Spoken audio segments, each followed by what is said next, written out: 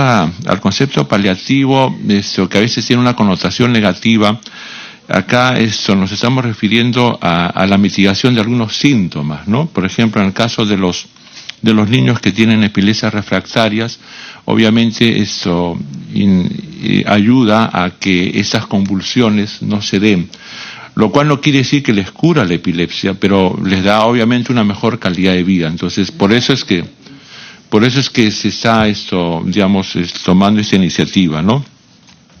Y al respecto yo quería, y para eso terminar mi intervención, leerles la primera disposición complementaria final, que dice: el Estado implementará medidas para facilitar el acceso del cannabis y sus derivados con fines medicinales y terapéuticos a través de los establecimientos de salud públicos para garantizar la atención de la demanda de pacientes registrados.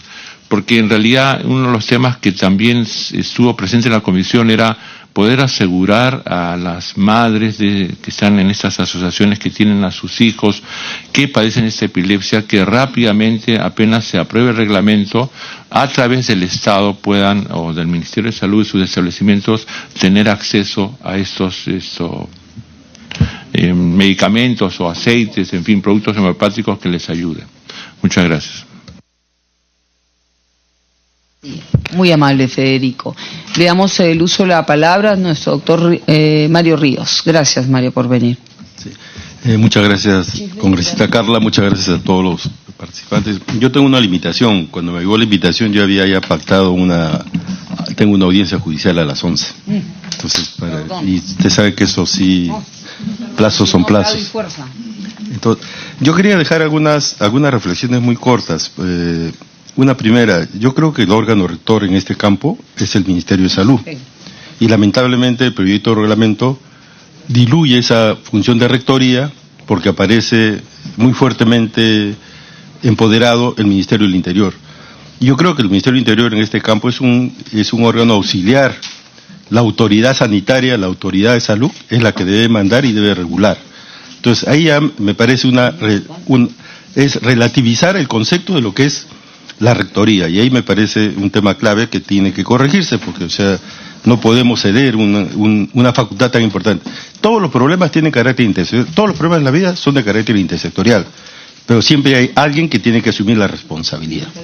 O sea, yo entiendo que la comisión puede ser intersectorial porque participan varios actores, pero la responsabilidad central la debe conducir en ese campo. Segundo es, lo que me preocupa es que el rol del Ministerio del Interior en este campo, incluso cuando se coloca como una autoridad, casi compartiendo autoridad, es supervisar que antecedentes penales, antecedentes judiciales, entonces, hay un sesgo extremadamente represivo en el reglamento, policíaco, por no decir, policíaco. Yo creo que ese es un tema que tiene que ver con esta función que está, con este temor que se tiene sobre el cannabis. O sea, hay un tabú, hay un sesgo ahí que creo que tiene que ser corregido. El otro tema es en esto, por ejemplo, en algunos artículos se deja traslucir que quienes participan en este proceso tienen que ser parte de un sistema de inteligencia, porque tienen la obligación de denunciar si saben que alguien está usando de manera incorrecta ese producto. Entonces, ese también, ese es un sesgo extremadamente represor que creo que debe ser corregido. El otro aspecto que es importante, la creación yo sé que las leyes no pueden ir, los reglamentos no pueden ir más allá de la ley, pero los reglamentos no pueden ajustar más allá de la ley tampoco. Pero también pueden proponer el cambio. O pueden proponer, pero pueden tener algunos niveles de flexibilidad, más aún cuando esta ley nace producto de una lucha de grupos de pacientes, porque esto no lo había visto ni la medicina, no lo habían visto ni los congresistas, no lo habían visto en la sociedad, no se había visto como un problema. Y justamente los grupos por los cuales salta el problema son los más excluidos de este proceso, porque yo entiendo que pueden participar en esta formulación realmente los técnicos, pero es importante escuchar la voz de las familias, y no se ha escuchado la voz de las familias. En el comité de expertos resultaron más expertos algunas otras personas que nunca tuvieron atención a este problema, y las expertas que hacían el aceite y todo no fueron convocados al comité de expertos, y eran las expertas, porque los otros recién se acercaban al problema. Y ellas tenían este problema mucho más tiempo que los llamados expertos. Y creo que hay un tema que tiene que ver con el no incorporar muchas de estas opiniones, y nos hemos preocupado de poner todas las salvaguardas, todos los candados posibles, y en esa apuesta de todos los candados posibles estamos haciendo un reglamento que no va a permitir la accesibilidad a las personas, porque hay un problema concreto. O sea, se ha creado un registro de pacientes. O sea, yo sé que la ley crea el registro de pacientes, o sea, está bien que se cree, ya la ley ya creó el registro de usuarios, claro. Pero si la ley ya creó el registro de usuarios, supongamos que existe un registro de usuarios, pues ese registro de usuarios no puede ser condición para acceder al tratamiento. Entonces lo que se está colocando es que primero tiene que estar en el registro para acceder. La ley de personas con discapacidad creó el registro de personas con discapacidad. Hasta ahorita el Ministerio de Salud no ha podido tener los certificadores de personas con discapacidad a nivel nacional, y tenemos solamente el 5 al 10% de personas con discapacidad registrados. Y entonces estamos pidiéndole un requisito a estas personas. ¿Cuánto puede demorar registrarse una persona? Porque tiene que llevar una serie de documentos, y cuando ya tenga el registro, de repente ya está muerta la persona. Entonces acá hay un problema de un extremo burocrático de controlismo, que creo que es un aspecto que tiene. O sea, yo plantearía, si ya está el registro, un registro más proactivo. Yo encuentro a la persona que usa cannabis, la registro, pero no le voy a poner como prerequisito estar registrada para recibir recién el tratamiento. Ese es un tema, es una condición que a nosotros nos parece inadecuada. El otro tema que es importante, a mí me llama mucho la atención cuando se plantea, por ejemplo, que tenga, o sea, el registro, médicos certificados. Yo entiendo, y yo sería más proactivo, porque detrás de eso también podemos estar, yo no quiero decirlo, pero podemos estar frente a un negocio. Te certifico como médico de cannabis, te pago, el curso cuesta 100 soles, cuesta tanto. Y lo que debería incorporarse, esto como una herramienta terapéutica para que todo estudiante de medicina, al término de saber medicina, sepa también usar el cannabis. Y no debe ser un grupo de cannabinólogos, de expertos en cannabinólogos, en un país donde tenemos brechas de especialistas, tenemos un montón de brechas, y estamos generando una especialidad más, ¿no es cierto? Entonces ya vamos a hacer especialidad por cada medicamento, por cada tipo de tratamiento. Entonces estamos generando dificultades en términos de la construcción del sistema de salud, que todos conocemos las brechas profundas que tenemos como sistema de salud.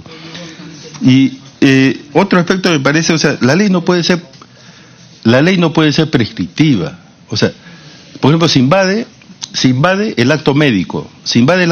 ¿Cómo se invade el acto médico? A decir que solamente está permitido el 0.5% de THC. Esa es una decisión médica, no es una decisión reglamentaria, no es una decisión que tenga que ser normativa, es una decisión que tiene que ver con la respuesta de la persona, lo que necesita la persona y lo que requiere la persona. Y la ley establece unas disposiciones complementarias, ese otro elemento. Entonces yo creo que hay varios aspectos que nosotros, o sea, yo le quiero decir, yo estoy asesorando a la Federación de Cannabis Medicinal, y nosotros vamos a hacer llegar todos estos temas por escrito, pero lo principal es que hiciéramos un diálogo, y que obviamente a mí me parece muy interesante que se forme una comisión, pero casi todos los miembros de la comisión son las instituciones que están o a cargo de los controles, a cargo de las supervisiones o a cargo de la represión, pero no las instituciones que están a cargo de la protección de los derechos de las personas, a cargo de la función que tiene que ver con lograr que estos derechos estén en los estándares universales. Y un último elemento, o sea, una obligación del Estado es proteger los derechos de las personas. Es una obligación del Estado, ¿no es cierto? Es el primer artículo, o sea, obligación principal. Entonces, lo que el Estado tiene que hacer es garantizar que los productos que la persona consuma sean productos de calidad, idóneos y comunes, ¿no es cierto? Y entonces, esta forma de reglamentar está colocando nuevamente, o sea, fortaleciendo lo que llamamos el mercado negro de estos productos. Estamos fortaleciendo, o sea, mantenemos la exclusión, y por lo tanto seguimos sabiendo que hay un montón de imprudentes en la calle. Hasta ahorita no podemos controlar los medicamentos bambas, y entonces ahora vamos a tener un montón de cannabis bamba en las calles, generando problemas de contaminación, distorsión, intoxicación en personas, poniéndolas en riesgo cuando el Estado tiene la obligación de garantizar la calidad. Y en lugar de fortalecer ese proceso de ver cómo se mejora la calidad de la producción de estos productos, estamos manteniendo el mercado negro y aparentemente dando una ley que en la práctica, un reglamento que no va a resolver los problemas que originaron, del cual estamos debatiendo hace año y medio. Bien, muchas gracias. Gracias, Mario. Un súper aporte. Encantada, viceministro. Doctor Ríos, muchísimas gracias por todos los aportes. Yo sé que se va a retirar Así que yo le agradecería que todo eso que ha dicho lo ponga en la publicación, en nuestra página web, porque para nosotros es sumamente importante todo lo que ha dicho, pero la forma que podemos canalizar todo eso es si usted lo pone en la página web. Así que, por favor, se lo agradeceríamos. ¿Ok?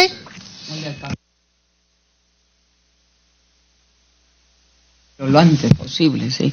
Le damos el uso de la palabra, gracias, realmente un aporte muy interesante. Sí, el doctor Cutipe. Solo, Mario, sí. Como te vas a retirar, tú sabes, tú has estado también, has participado en el comité de expertos, ¿no? Acompañando a la asociación correspondiente. Y creo que el espíritu en todo momento ha sido generar la accesibilidad. Como ha dicho la doctora Calle, varias de las cosas que has dicho serían importantes que puedan formularse por escrito en la página web. A nosotros nos ha llamado la atención, nosotros pensábamos recibir una avalancha, ¿ya? Pero cuando todos los días abrimos la web para ya ir estudiando cada una de estas, no están. Así es que los invitamos, Mario, tú que estás en contacto con muchas de las asociaciones, si por favor puedan saturar la página web con todas estas observaciones, que será valioso, porque como decía, es un medio auditable, como también es pero eso va a formar parte del corpus para poder hacer el análisis y mejorar el proyecto actual, ¿no? Gracias, Mario. Suerte. Sí, esto también va a ser enviado a la comisión, las participaciones que hemos tenido, ¿no? Al mismo ministerio, para que puedan ser incluidas, ¿no? Y luego, si existe un debate más amplio, artículo por artículo, como ha dicho Federico, creo que hay 71 artículos para poder dar un mejor resultado, viendo las realidades. Tiene el uso de la palabra Inés.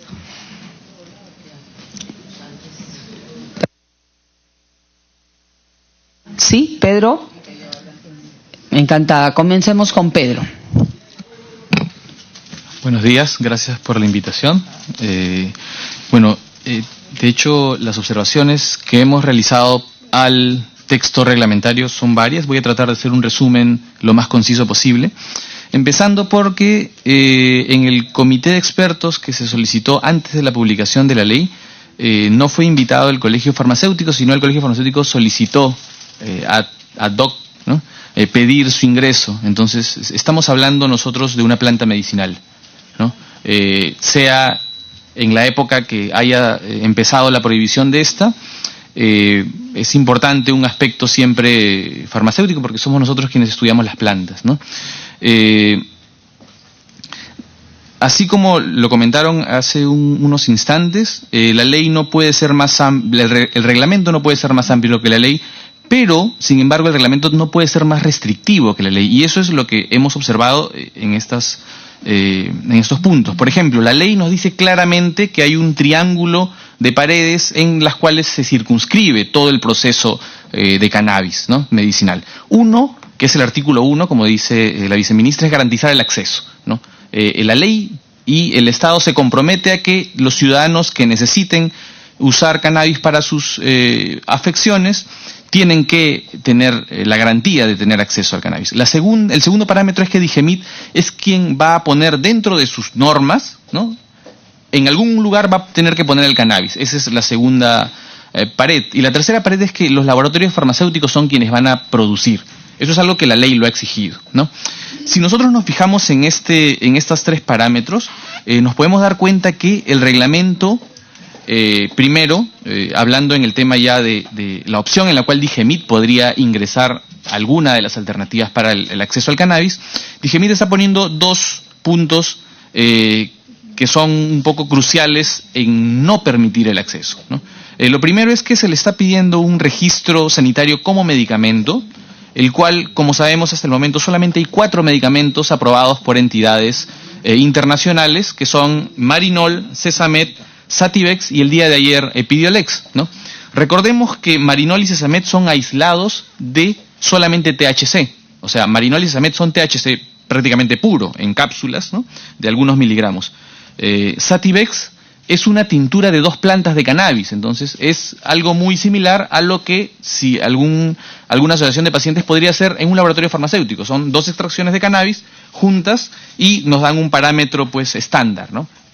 Y Epidiolex, que salió ayer por FDA, es un jarabe de cannabis de una planta rica en CBD. La mayor parte del compuesto es CBD, pero es una extracción de la planta también.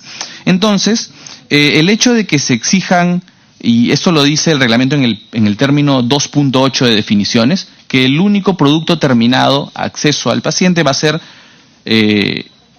producto que contenga seguridad y eficacia y calidad. Claro, si nosotros entendemos seguridad y eficacia como cualquier persona cuerda, dice pues es correcto, ¿no?, que haya seguridad y eficacia.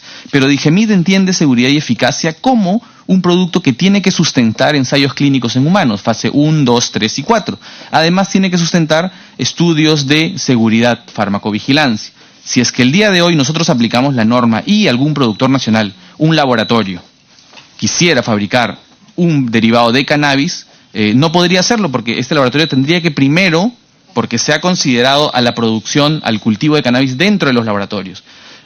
Actualmente ningún laboratorio en el Perú cultiva sus plantas para hacer productos. Por ejemplo, la maca, ¿no?, que algunos laboratorios lo producen, no es el laboratorio quien cultiva maca, sino el laboratorio le compra a algún productor que tenga un certificado tipo orgánico, por ejemplo, y ellos transforman la maca. Entonces, estos productores no existirían en este espacio. Entonces, tendríamos que obligar al laboratorio que nunca ha cultivado plantas medicinales a que empiece a cultivar plantas, que les va a tomar un cierto tiempo, y luego este laboratorio, luego de estandarizar las plantas, tendría que transformarlas, y luego de transformarlas tendría que hacer ensayos clínicos en humanos aquí para poder hacerlo, a menos que se acoja a los ensayos clínicos de estas 4 sustancias que están aprobadas y que difícilmente por el tema de patentes van a poder obsequiar, ¿no?, el genérico, ¿no? Estas normas de registro sanitario como medicamento son, en el Perú, que es un país tercermundista, son normas superiores a las que tienen países como Canadá, que nos va a comentar el doctor Hedburn, que son países que nosotros consideramos países de alta vigilancia sanitaria. Según el Decreto Supremo 016, el Perú reconoce a algunos países porque estos controlan muy bien su salud y se les reconoce como países de alta vigilancia sanitaria. En muchos de los países de alta vigilancia sanitaria, como por ejemplo es el caso de Canadá y es el caso de Suiza, en la cual en un supermercado uno puede comprar cannabis de grado de calidad, estamos teniendo normas superiores a algunos países de alta vigilancia sanitaria. Segundo, se está colocando en una disposición transitoria el reglamento al cannabis dentro de la lista de fiscalizados 2A. La lista de fiscalizados 2A es la que incluye a la cocaína, a la oxicodona, al fentanilo, y ¿no?, es una de los espacios en los cuales Digemid puede colocar al cannabis, y es la lista de fiscalizados, porque hay desde la lista 2A hasta la lista 4B, la más restrictiva, ¿no? Por ejemplo, en la lista 4B es una lista en la cual se encuentra el diazepam, que en una farmacia hay algún tipo de acceso. Nos hemos dado el trabajo de hacer una investigación qué tan accesibles son los medicamentos de la lista 2A versus los medicamentos de la lista 4B, según la herramienta que es el observatorio de precios. Ahí podemos ver qué farmacias tienen disponible actualmente. Observatorio de precios es un mecanismo en el cual se le obliga a las farmacias a que reporten todos los precios que tienen, y ahí uno puede observar dónde hay y dónde no hay. En la evaluación que hemos hecho, y que de hecho está próxima a publicarse, hemos encontrado que para Lima menos del 0.5% de establecimientos farmacéuticos privados tienen disponibilidad de algún producto de la lista 2A en promedio, y para la lista 4B, que es la más flexible de estas fiscalizadas, menos del 30%.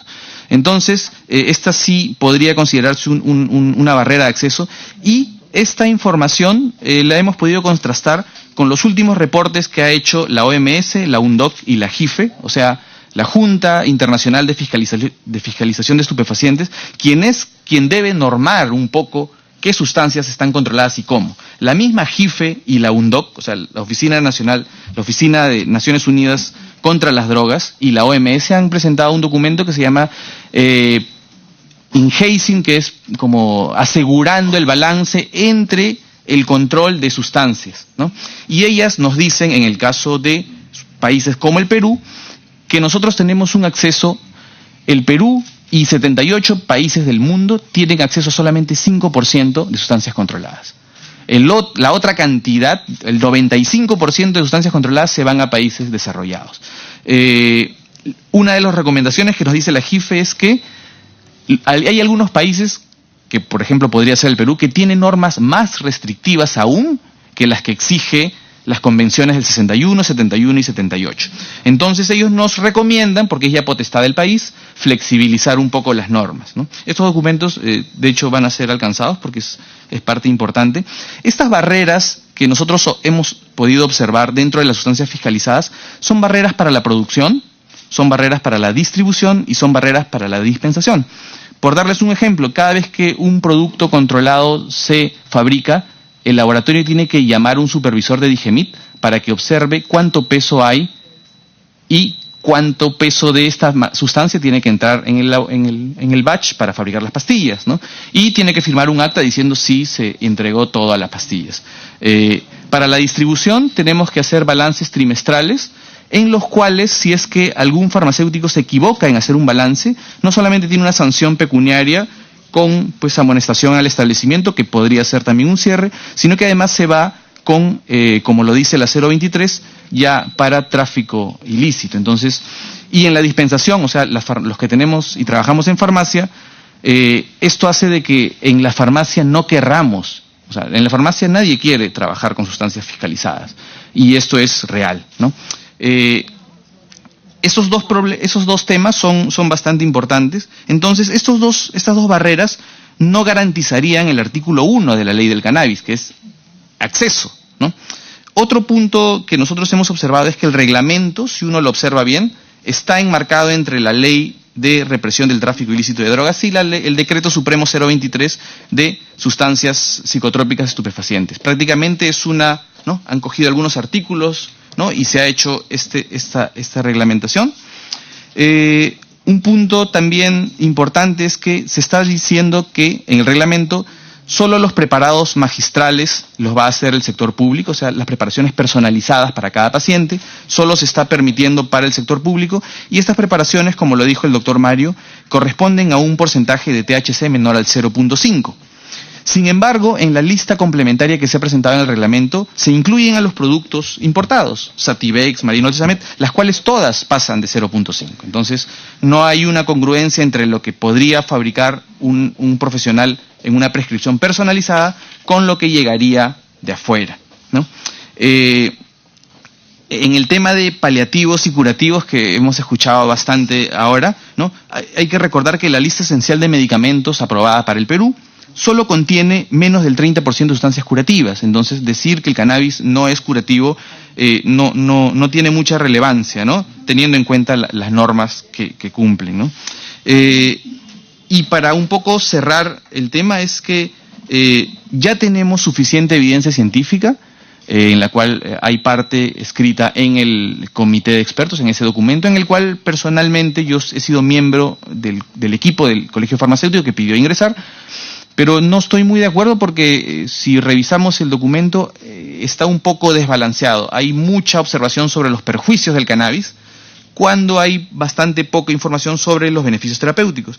Nosotros tenemos en el mercado 3 medicamentos que no solamente han pasado todos los ensayos clínicos en humanos, que es el rigor científico que se exige, sino que también ya están en postcomercialización. O sea, Sativex desde el año 2015 hay millones de personas que lo están usando.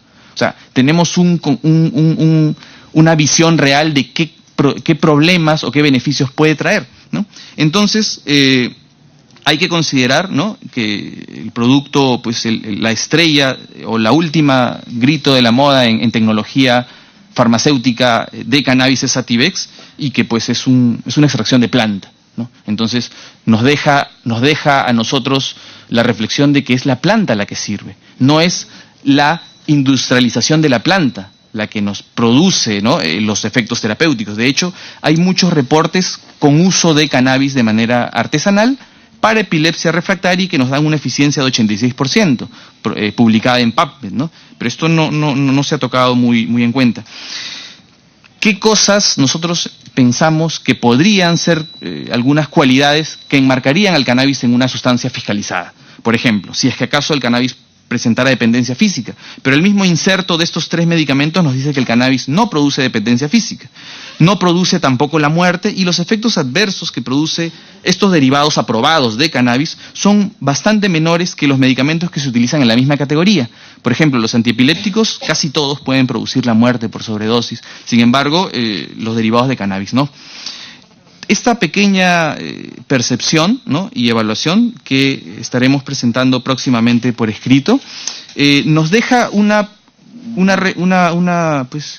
conclusión de que si es que esta dificultad de acceso se promulga el día de hoy, ¿no?, y lo que se quiere con la reglamentación y la ley es que los pacientes pasen de un mercado negro a un mercado regulado, esta vía, esta transición, este puente debería ser el reglamento, pero al parecer no lo es, ¿no? Y si es que los pacientes se quedan en el mercado negro, hay que considerar que en el mercado negro no tenemos un control real de calidad.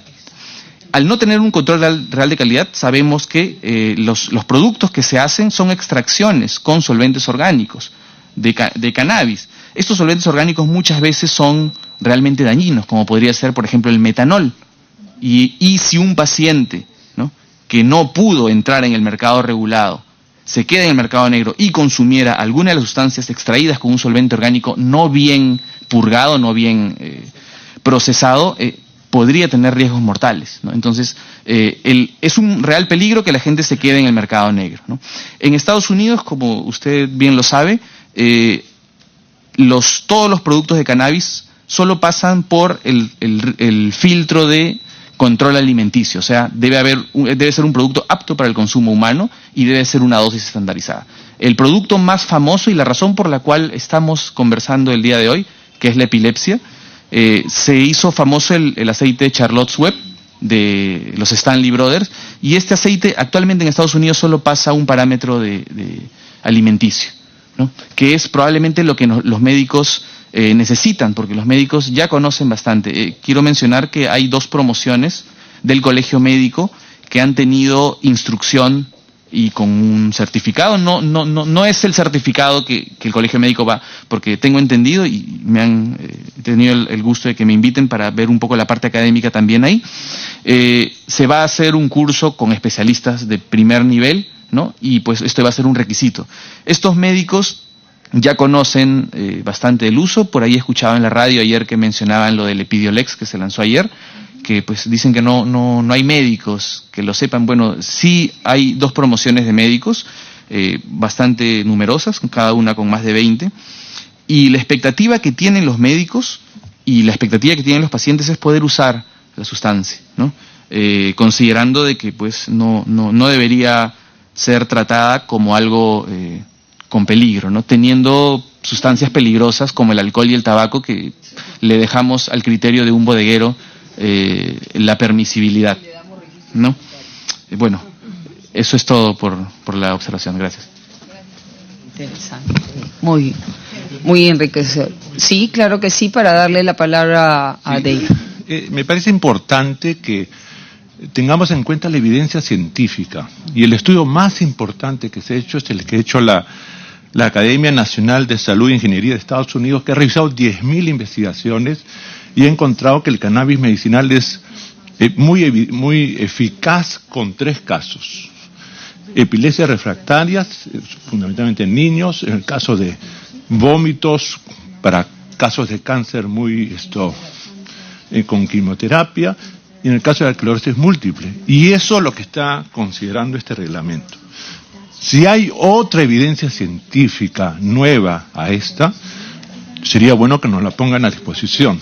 Este año ha salido un comunicado de un conjunto de instituciones científicas de Chile reafirmando el estudio que ha hecho la Academia de Ciencias de Estados Unidos, ¿no? Entonces, este estudio lo firman el Colegio Médico de Chile, lo firman más de 20 instituciones científicas de Chile. Entonces, sobre esa base es que estamos trabajando, sobre la base de la evidencia científica. Ahora, si esta evidencia científica evoluciona en buena medida, o sea, la iremos considerando, porque no podemos tampoco tener a las personas como conejillos de indias para ver qué funciona, qué no funciona, ¿no? Tenemos que trabajar sobre la base de lo que es la evidencia científica. Gracias, Federico. Sí, el doctor Cutipe, para que pueda hablar el doctor Hepburn. Sí, creo que es importante que estos espacios también sirvan para poder difundir los retos que tiene el país respecto, por ejemplo, a el uso de medicinal de estas sustancias, ¿no? De esta sustancia, y que tiene que venir inclusive desde la formación de los prescriptores, obviamente, ¿no?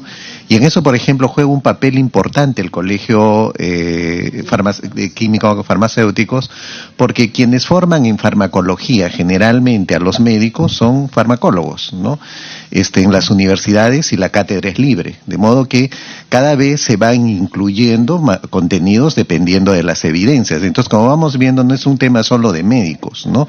Sino que en general de profesionales que hay que ir difundiendo, de modo que no sea necesario tener un curso para asegurarse que, digamos, haya un mínimo de conocimientos que debamos tener los médicos, que en general los tenemos porque estamos intentando permanentemente tener algún nivel de actualización, de modo que podamos servir mejor a nuestros usuarios, ¿no? De otro lado, compartimos totalmente, por lo menos en lo personal, la idea de que el reglamento no puede, pues, establecer, reemplazar la responsabilidad profesional, que es individual, ¿no? Entonces, de modo que si no, tendríamos que tener reglamentos que indiquen cuál es el máximo de dosis de por decir metilfenidato o clonazepam o cualquier otra medicación. Esa es una responsabilidad profesional que el propio médico debe tener, porque enfrentará la denuncia correspondiente si realmente hay un efecto negativo, y de modo que tendrá que afrontar esa responsabilidad. Claro, el sector tiene que cumplir con las advertencias, como se hacen las advertencias para una infinidad de medicamentos, no solamente psicofármacos, sobre el uso o el abuso o los riesgos que pueda tener. Ahora, esto es importante también tener en cuenta que el comité de expertos ya ha recibido, Federico mencionaba, por ejemplo, este estudio, pero ha recibido también todos los estudios que inclusive Pedro ha señalado, ¿no? Pero claro, en el momento de calificar el nivel de evidencia según los parámetros internacionales, bueno, no podemos negar lo que finalmente la academia dice, ¿no? Entonces, sin embargo, definitivamente, diga o no diga, porque hay muchos medicamentos que son prescritos con niveles de evidencia menores, no los de alto nivel, pero de todas maneras la responsabilidad es individual. O sea, el Código de Ética y Deontología del Colegio Médico del Perú establece justamente, y la Ley General de Salud, que la responsabilidad de la relación de las prescripciones son responsabilidades profesionales individuales, y el médico tendrá que responder si es que hay un daño causado por la sustancia que está prescribiendo, en este caso también respecto al